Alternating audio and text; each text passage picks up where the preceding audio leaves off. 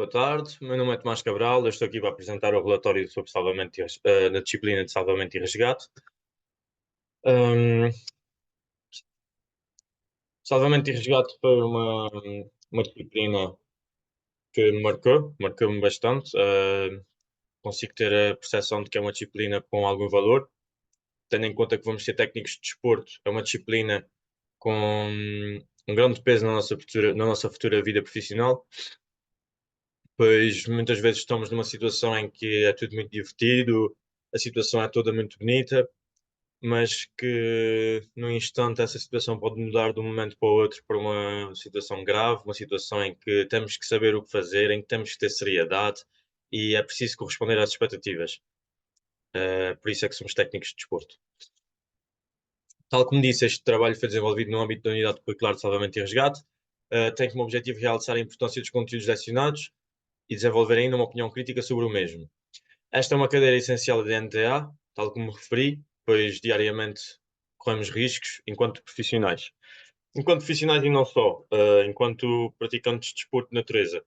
Desporto de natureza tem tem um peso muito grande, tem um risco muito grande, que é, portanto, o risco associado ao meio onde estamos. Tanto no canyoning, o facto de estarmos num rio, o facto de existir o caudal do rio, como no surf, como em qualquer modalidade que possamos imaginar, existem situações adversas e como sempre, eu sendo dos Açores, sempre ouvi dizer que com a natureza não se brinca. A natureza tem uma força inimaginável. Inimaginável. Tanto quanto consigo perceber, esta unidade curricular está muito bem enquadrada, tal como já referi, por inúmeros motivos. Tem uma sessão lógica, o que acho que é muito importante para quem aprende. Enquanto aluno, acho que é muito importante haver uma sessão lógica, pois, enquanto aprendiz, o que nós queremos ou seja, é que faça sentido. No final, as coisas têm que fazer sentido, porque senão, porque aprender, não é? Qual é o sentido? Qual é a finalidade? Pronto. Aqui na primeira aula, vou ser um pouco breve nas aulas, de forma a que possa deixar um pouco para depois acrescentar alguns pontos positivos ou negativos. Pronto, nesta primeira aula, epá, foi uma aula muito teórica, não teve grande componente prática, como todas as outras. Foi uma aula em que foi-nos dada uma introdução do que é que seria a unidade curricular, a planificação do programa, objetivos da unidade curricular e um pequeno resumo daquilo que seria lecionado. A segunda aula já é uma aula um pouco mais prática, em que primeiro inicialmente tivemos uma abordagem teórica à vítima de trauma. Na segunda parte da aula tivemos já uma parte prática em que treinamos a abordagem à vítima de trauma, colocamos o colar cervical, a colocação do colar cervical e a aranha no plano duro.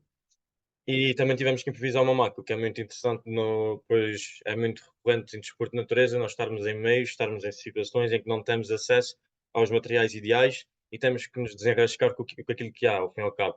Podem ser escadotes, tendas, portanto aqui utilizamos, por exemplo, um escadote, uma tenda, ou seja, a lona da tenda, uma prancha de surf e sempre com o auxílio de cordas, ou seja, a fazer a parte da aranha. A corda fica a substituir a aranha, neste caso. Na terceira aula tivemos a dar vantagens mecânicas e sistemas de multiplicação. Pronto, nesta aula, infelizmente, não tive possibilidades de assistir, devido a devido a situações pessoais, situações de saúde. Esta aula teve lugar portanto, a abordagem aos princípios mecânicos, como transportar uma vítima em slides, tal como aqui está exemplificado à direita com as roldanas. Treinar a abordagem à vítima de trauma, novamente, e a desmultiplicação de forças com o peso de uma vítima real. A saída de chão, a quarta aula, foi uma aula bastante interessante. Arrisco-me a dizer que das aulas mais interessantes, uma vez que foi uma aula com saída, aliás, foi uma saída, e só por isso acho que já dá mais vontade a qualquer aluno de aprender. Quando nos deslocamos a um sítio exterior, estamos ao ar livre, torna-se tudo muito mais fácil.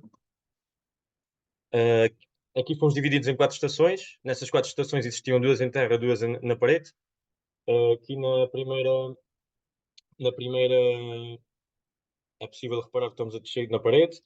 Era a simulação de uma vítima da descida com uma vítima na maca. As cordas, a mochila com cordas está a simular o peso da vítima na maca.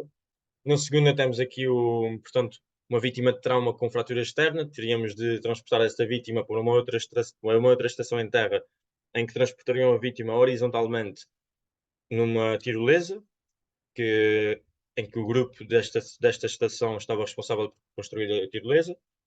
À direita temos também a descida com vítima sem maca, a qual eu não tive a oportunidade de experimentar devido à falta de tempo.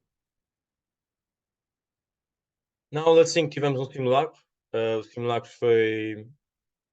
também foi bastante interessante, uma vez que tivemos um contacto muito próximo com aquilo que é o papel portanto, das equipas de resgate, do CODU, de todas as forças envolvidas no salvamento e resgate. Foi sem dúvida muito interessante. Tivemos aqui na primeira imagem, somos nós, o meu grupo, enquanto praticantes. Depois a equipa de resgate era um outro grupo, que teria de vir ao local. A equipa de resgate já teria sido contactada pelo CODU, por sua vez teria sido contactado por nós, e o CODU sim diria então à equipa de resgate o que é que se tinha, qual era a situação e quais os meios necessários para atuar. Aqui à direita estamos, ou seja, o meu grupo a fazer a parte do CODU, e é engraçado que não temos fotos enquanto equipa de resgate, porque, tal como disse, sentimos muito na pele aquilo que é o papel destas pessoas e não conseguimos, portanto, não conseguimos gravar nada, estávamos completamente focados e preocupados em seguir a correr e chegar o mais rápido possível ao local. Hum,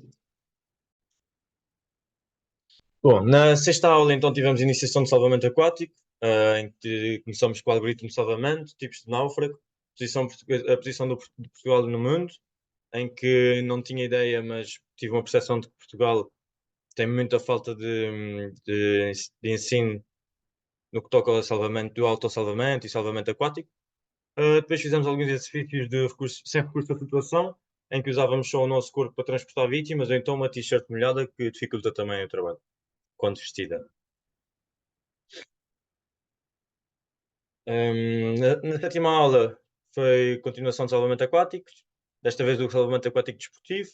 Tivemos acesso à história do desporto, deste desporto, legislação portuguesa, parte prática em que entramos para a água e fizemos alguns exercícios que fazem nesta modalidade, simulação de competição, em que fizemos exatamente os exercícios que fazem, e uma pequena reflexão em que percebemos efetivamente que são exercícios bastante exigentes. Na oitava aula foi, portanto, então, o suporte básico de vida é, algo que já tinha tido algum contacto, uma vez que tenho um curso na de Salvador. Na abordagem, alterações de cardiorrespiratórias, suporte básico de vida e desfibrilador automático externo. Tal como disse, já tinha algum contacto e acho que é bastante importante no curso em que estamos, uma vez que, tal como já referi, muitas vezes estamos em meios deslocados ou em sítios em que não há acesso, não temos acesso, portanto, a meios ou recursos para poder chamar ajuda e temos que atuar nós próprios. A nona aula foi uma visita técnica, foi extremamente importante, acho que foi uma aula bastante enriquecedora. Tivemos a oportunidade de visualizar as viaturas e as embarcações de salvamento, tal como está aqui à esquerda a embarcação de salvamento, aqui uma embarcação, portanto, mais pequena também de salvamento, e aqui o interior da embarcação de salvamento. Aqui temos também a moto d'água e a moto 4 da equipa de salvamento do ISN em Peniche.